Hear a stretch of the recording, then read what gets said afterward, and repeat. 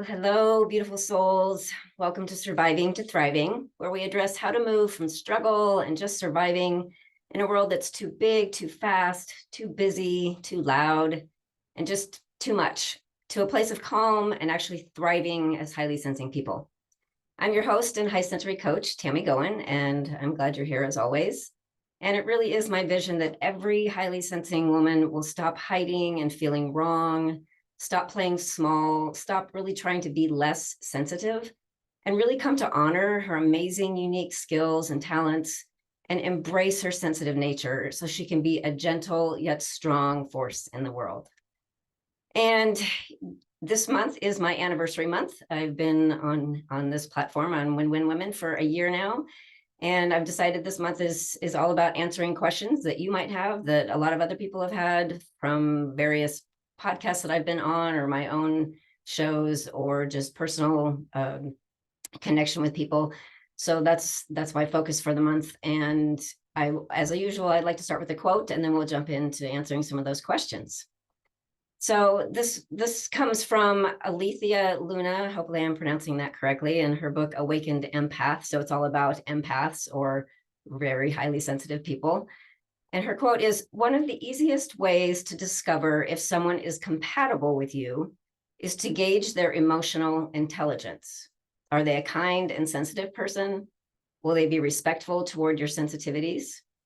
Or are they emotionally stunted? Remember, we tend to attract narcissistic types who lack empathy." So there's a lot in that quote, and I wanted to address just a couple things in there. One of which is that idea of emotional intelligence. That's a little bit more on the radar these days, what that means. And so usually for us, if we're with folks who can talk about, share, allow feelings, but also be able to talk about what's truly important and not just be surface level chatting or gossiping, that kind of stuff, we usually are very turned away from that. But people who can really connect with their own emotions, but also allow for your own, and then be able to have an engaged interaction, conversation that way. So that definitely tends to help with us. And we're pretty good at being able to identify just viscerally when we're with someone, does this person not only just get me, because of course, if someone's not highly sensing, there are things that they're just not going to get about us. But that idea of, can I talk on a certain level and it be expected, that I'm understood, or that this is going to make sense, or even just that the person's emotional energy is okay with us. So we're usually pretty good at determining that when we're with someone. We don't always trust that response, that where we might just be like, oh, there's something weird here, or this is a little challenging, or something seems off. Then we can be likely to discount that because we want everyone to like us. We want to be nice to everyone, and those kinds of things. But we really do have a pretty good gauge if we are really listening to that. And then I wanted to also point out, in that quote, she said that we tend to attract narcissistic types who lack empathy. And so sometimes that can be the case, that we in our striving to like everyone and have everyone like us, and to give everyone the benefit of the doubt, and to have major deep compassion and really connect with our emotions, we can sometimes be more open to bringing those people in that are not really helpful for us, not healthy for us. So that's not a given, but I just wanted to mention that I mean, that is something that can happen, but I don't want that to come across as like that's an automatic thing that we always do, and all of us will do that. But she did hit on that. So okay, so jumping into some questions, and then I hope you who are joining me will stick around after my presentation, and we can ask even and answer even more questions. But to start with, one that's come my way over the months and years of doing my podcasting is, when you found out about the trait, was it easy to embrace it and find out more about it, or did it take some time? And I really like that question, because we always need to be aware of our own needs and have compassion for ourselves. And the way we process things is unique to us. It's just the way that we approach life. And it can look similar to someone because they're also highly sensing, but it's really our own journey. So recognizing this and answering that question, was it easy for me to embrace the trait? For me, it was very easy because I was able to look back and reframe so many things in my life in a new way. And it was a huge relief to say, oh, no wonder I would react in these situations this way, or I would hear this response from certain people in this way, or I would want to avoid these situations or make this assumption that I should want this and I don't. All of those things just kind of all clicked when I realized there's a reason for all of this, and it's because of the way I'm wired. So it's not my fault that, I'm just being unreasonable or, doing something wrong. It's just the way I'm built, the way I'm wired. And now I can take that and say, oh, okay, well, since I know that, now I can help other people understand me. I can look at situations in a different way. I don't have to follow the status quo, or I don't have to do what I think I should because others seem to be doing that. So for me, it was really validating and enlightening, and it was fairly easy for me to say, oh, I'm going to own this. Now, it doesn't mean that that's an easy process, and it definitely took some time for me to take a deep dive and learn, all that I could about high sensitivity and learning more about myself as a sensitive. And so that, of course, takes time, and I'm still learning, of course. But for me, that was a really great experience. And I know for some, once they find out, oh, there's this trait, okay, so that's great to know it's not just me and there's not something wrong, but I'm so different. And there's still that feeling of I'm on the outside and I don't want to be this way. And I do hear that from some clients sometimes, can you just make me not so sensitive? And of course, I can't do that. You can't do that, really. I mean, you can learn all of these tools to be able to manage in a certain way, to manage your energy and emotions and the environment. Even, one of the things that's been coming up a lot, I've noticed on some of the like Facebook groups and things like that, is things about work. What do you do when you can't be in this job anymore because it's just too stressful, or it's, hurts your heart too much, or whatever, those kinds of things. So we just need to be open to that journey and seeing what that is like for us. But if we can really embrace it and say, yeah, this is who I am. Okay, what can I do with that? And then it can be really, for the most part, positive journey. We definitely have all those things that we are going to struggle with. And as long as we have all those tools, that can really be helpful. So I'm fortunate that was a really, not a smooth ride, but a fun ride for me, that I was able to say, oh, wow, okay, this is amazing. Now I can do all these different things and see things differently and have different experiences with people. My communication could change. And it was very impactful for me. Okay, so the next question, if we suspect someone is highly sensing, should we treat them differently? Should we take something off their plate? How can we support them? And I loved this question just because it was, sensitive. It was empathetic. It was recognizing, oh, we might have some different needs. And then one of the things that can be challenging for people is not wanting to have a label and be seen as different in some lacking way or negative way. So I like this question because there are so many different ways to support highly sensing people. And I think the biggest thing is just acknowledging that this person is this way because that's the way they're born. That's the way they're wired. And it's not a choice. It's not something they're choosing to be, to be so different or difficult or whatever that perception can seem. So acknowledging that first off is the biggest thing, and just letting people know it's like, oh, I see life is different for you than it is for me. That's a big start. To just acknowledge and validate that for someone can be really, really huge. And then do we treat them differently? Yes and no. I mean, if you think of someone who has, maybe that is like left-handed, you might be more aware of some things that will help that person, right? Let them sit on the other side of the table so that they've got more room if they're eating, or maybe they need left-handed scissors, or maybe something else is going to help them. But you don't really treat them as a person differently, right? They just have a different need or a different experience of life. They need to do things in a little bit different way because they're left dominant. And most of the world is right dominant in terms of what is available and resources. So we don't treat that person differently as a different person, but we are going to make some accommodations maybe, or just just have that open conversation. It's like, how can I make this easier for you? Or what might I not be aware of that would be helpful for you? Because I know that I'm coming from a different place.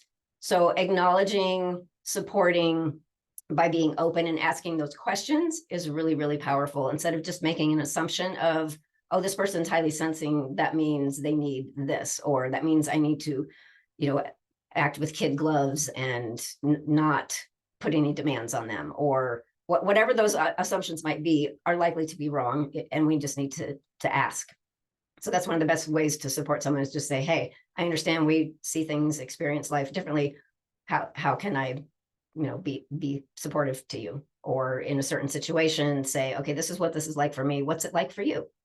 And that's very supportive, because it validates the difference in experience and opens the door for that communication of what is really helpful and what can be needed that wasn't already identified. So that can be really, really powerful. Okay, so my next question comes in pretty recently, actually, from someone directly, who said, how do we block or at least handle the feelings of others? I remember meeting up with someone a couple of times, and each time I felt this inner turmoil. It only happened with that one person, and I went home and shared it with my husband, and he's the one who explained that it only happened with that one person, and that I'm feeling this person's stuff. The weird thing was, at the last meeting, this person said, what's the stuff going on with you? Motioning with her hands around me. And so I really, there's a lot in this one, because of course, as highly sensing people, we process things more deeply and give more meaning to things. So our emotions can be more intense. Our energy experience tends to be more intense. So we can pick up more from others than someone who's not highly sensing. And I mean, everyone can do that to an extent. I mean, almost everyone has gone into a room and felt like, ooh, something's really heavy here. We just have a higher tendency to pick that up, especially when it's more subtle. Like if someone's not wanting you to know anything that's going on with them and they're not bringing anything up, you're still likely to be like, something's going on with this person, or something's off. So sometimes we can pick up those things with other people, and we can choose to help them in some way, or just identify it, or just allow for them to be in that process. But we really need to pay attention to what that energy effect is on ourselves. So if we are with someone who, if you find this, every single time you're with somebody, you just feel off, you feel, not content, you feel on edge, or you just feel like something is always about to happen, or you just aren't yourself, then that's a good indicator that that's probably just not a really great person for you to be around all the time. Not that it means that they're a bad person, and they don't have to be a narcissist or anything like that says, oh, I have to stay away from that person. But for you and your system, that might not be the best connection, the best relationship. And sometimes it's so subtle, we can't identify what that is. You just know, like, yeah, when I'm with this person, I'm just not myself, and I'm just not comfortable, or I'm done and I'm exhausted. That happens quite often too. We have certain people that if we're around, they just really suck up our energy. And once we're done with that interchange, we're just like needing a nap, or needing to do something to regroup, because that energy has just been, sometimes that's just literally like sucked up. People will talk about like energy vampires. Sometimes we just give that freely, without even being aware of it, that we're just sharing so much that it gets to be, too much for us. So being aware of that tendency to pick up on other people's energy, it's really important to just know that when you're going into a situation where you're meeting new people, or you're in a place with a lot of different energies, or you're going to meet with someone who might trigger you, or might have you feeling off, and you're going to try it again or something. Any situations like that, just being aware. And then what we can do is create like a little energy bubble that's, we imagine, but sometimes we can actually, close our eyes and actually feel, just setting that up for ourselves. So imagine that you have like a little mesh, a web, something that's like surrounding you all over. You can decide how far out you want that to be, totally up to you. But the idea is that it's like semi-permeable. So your energy can go out without thinking about it. It doesn't take any extra effort or energy. but anything that's coming toward you that isn't already in your, consciousness of like, these are okay people, or this is a situation that's okay for me, that you don't have to think about. But anything else will bounce off of that filter, if you will, and go out until you give it permission to come in. So if you think about that consciously as, okay, I'm not going to give away my energy. I'm going to choose to offer what I want consciously, but I'm not going to just randomly, push all of this energy out toward this situation or this person. And if you're with someone who is feeling like they suck up that energy, or you're just feeling so off, when you're with them, then that's a good example of saying, okay, this is my energy. I'm not giving it freely right now with this person, and any of that energy that's coming in from that person is just going to bounce off and reflect. And then one thing that's really good to ask yourself, if you are with someone, and maybe this has never happened before, but you're feeling kind of off with them, or just in general, you're wondering what's going on with your energy or your emotions right now, and it just feels really weird. And maybe you don't know that person, or maybe it keeps coming up and you're still curious. You're like, well, what is this about? If we ask ourselves, is this mine? It can be really helpful. So when you start realizing like something's really off, or it could even be like a physical pain. If we're really empathetic, then sometimes we will own other people's stuff. But if it's an energetic experience or emotional experience, and we say, okay, this feels different, or this doesn't feel good, or there's something weird here, is this mine? And then spend some time just going in and asking for that answer, and to see if you are actually picking up someone else's something, or if it truly is yours. Because sometimes we do have emotional reactions or experiences with someone. We don't like them, and so we aren't acting ourselves, and we don't really want to be there, but we're trying to put on a good face and that kind of stuff. So then that's our own emotions that we're managing or not managing. But sometimes it really is what we're picking up from somebody else, and it's important to allow for that to ask ourselves, is this even mine? And then go a little bit farther and say, what do I want to do with this? Does this feel okay for me? And that's the key, I think, is you adding that piece, for me. Maybe someone else doesn't have an issue with this person, and they don't know what they're like, I don't know, I don't have any problem when I'm with them. That's fine. It doesn't have to be like I said, a bad person or a bad situation. But for you and your sensitivity and your ability to bring in all of that emotion and all of that energy, that might not be good for you. So if you just really ask yourself, what's going on here? Is this good for me? Or am I reacting within my own emotions, or am I picking up someone else's? And then honoring, if that's the case, saying, oh, okay, until I get this figured out, I need to limit my time with this person. Or sometimes we just say, you know what, I've experienced this repeatedly, and I just don't get any positive vibes from this person, and it's all really heavy. It's probably not a person that's really good to be in my inner circle, to spend very much time with. And that's the reality. There are some that we just don't resonate with. And again, some people are able to just go, oh, well, I can be around them, but I just don't really put my focus on them, and it's no big deal. But for those of us who can draw in that energy without even being aware, it can be too much. So really honoring that, and being open to asking for our own responses. Is this even mine? And is this good for me?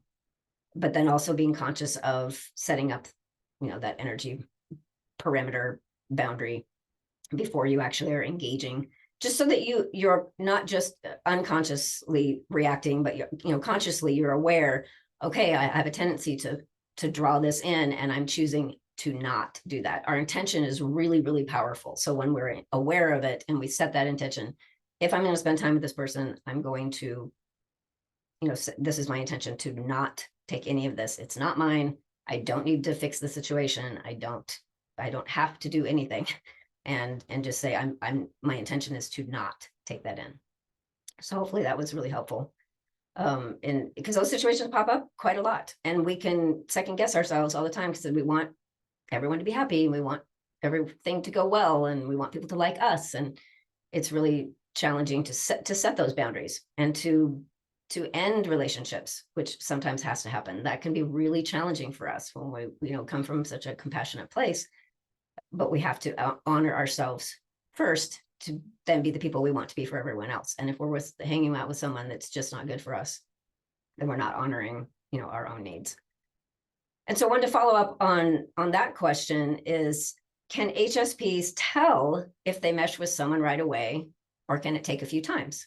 So kind of, based on that, the response for that last question, it really depends. And it can be really immediate, where we would walk up someone and we just feel their energy and go, oh, this is not someone for me.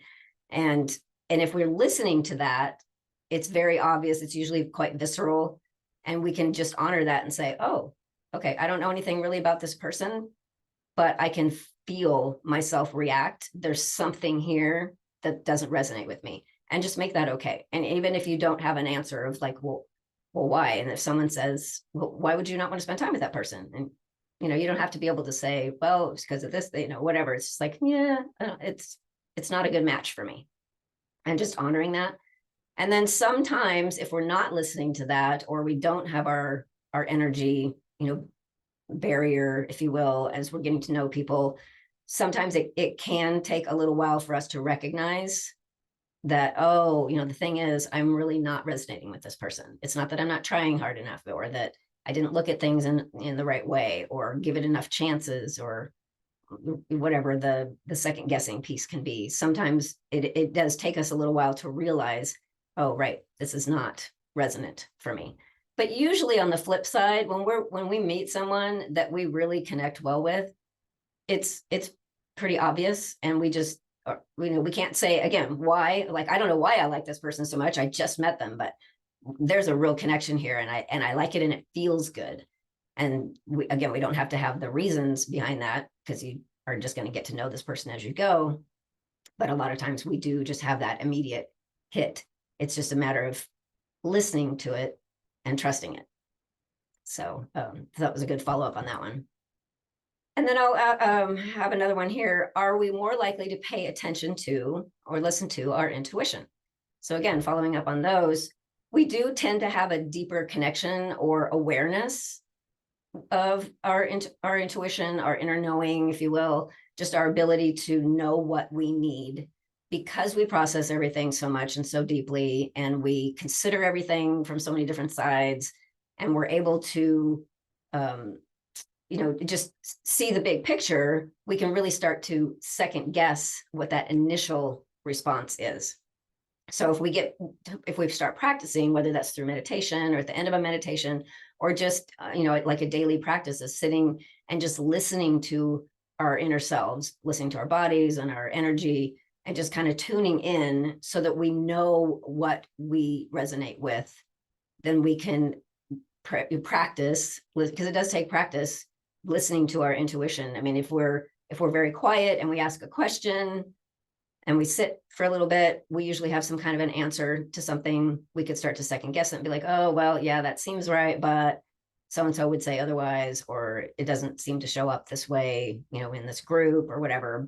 But you really do know, and stopping and really listening to what that inner voice has to say. And it really does take, in my experience and a lot of people that I've talked with, it does take a lot of work. It takes time, it takes practice to listen to that inner voice and then honor it. And the more we practice honoring it, the more, it becomes easier to listen to it, because we recognize, oh, this is a thing. This is something I'm actually having a reaction to this, or I have a gut instinct about this. And if I listen to that, even if it doesn't make sense to me or anybody else, or even if I can't prove anything, I just know that's what I need to do. And when we get used to doing that more and more, then it becomes easier to connect with that intuitive piece, that deeper knowing, and really listen. So I think all of those questions kind of come together, and hopefully that gives kind of an overview on the basic theme there, listening to ourselves and managing our energy with other people, and really trusting our abilities that we have as highly sensing people, when we are making our decisions and we're interacting with other people, and just really honoring, like, okay, what is this like for me? Is it mine? Do I like it? Does this resonate? And then honoring that and just being able to say, I'm going to opt out of this activity. I'm going to not spend a lot of time with this person. I'm going to do these things that really feed me and resonate for me. And I don't have to accept or allow in everything and everyone. So hopefully that was helpful. So, okay, well, just kind of wrapping things up. Of course, I would love to have any more questions that anyone has. Please do send those ahead, and I will address those again in the show next week. And anything else that comes up in the meantime, I still have a whole long list of other things that people have asked, so there'll be no shortage of questions. But I would love to hear from you and see what you have to say or have to ask. And please feel free to reach out anytime to connect with me directly. I would love to just chat with you about what it's like for you to be highly sensing. And so, as always, thank you for being here, and we'll see you again next time.